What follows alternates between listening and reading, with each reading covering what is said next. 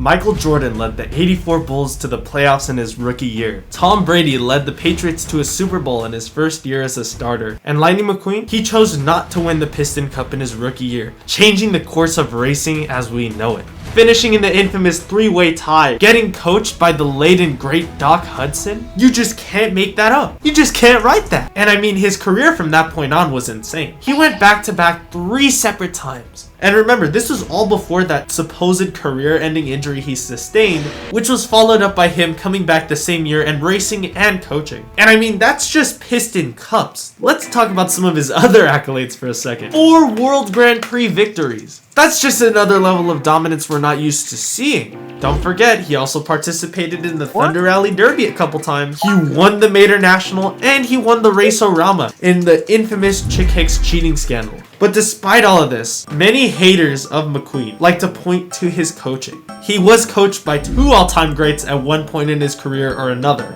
If it wasn't for them, he might not be the greatest of all time. Remember, when Lightning McQueen first entered the racing scene, sure, he was really flashy, but he was also very arrogant. He drove away a lot of his coaching staff previously. I mean, if he doesn't get stranded in Radiator Springs, I hate to say it, but I doubt we see him as we do today. Sure, he might come away with 1, 2 Piston Cups. I mean, look at that final race in California. Chick Hicks would have ate McQueen alive if it wasn't for Doc Hudson and the folks down at Radiator Springs. I mean, did you see what he had in his bag? He was driving backwards. He was drifting. I mean, what more do you want from this kid?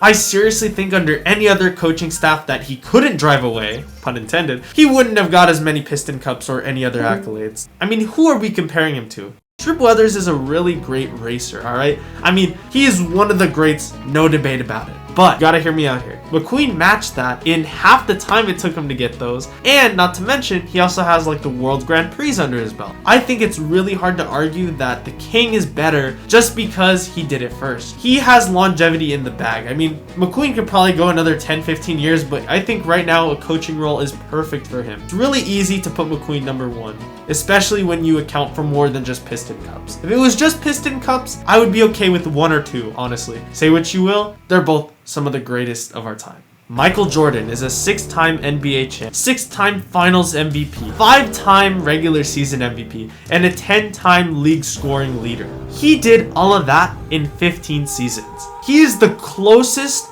representation to Lightning fucking McQueen that we have. Let that sink in for a second. Michael Jordan is basically our Lightning McQueen. MJ was dominant, leading the Bulls to 2 three-peats. And most people feared the Bulls for one reason, and it was because MJ was on the other side of you. That's the kind of thing that Lightning McQueen garnered. When he stepped on the track, you knew you were in for a tough time. It was going to be a long night. Since we're on the topic of comparing GOATs, LeBron James is more like the King, actually.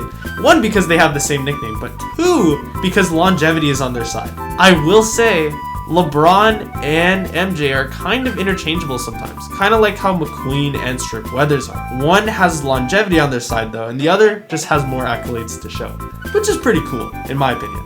But that's a topic for another day. I'm not here to talk about the King or the King. I'm here to talk about McQueen. Because if we were to stop and look at the top 10 athletes of all time, and we included Lightning McQueen in that list, he would definitely be up there. I think he'd be number 1, maybe number 2.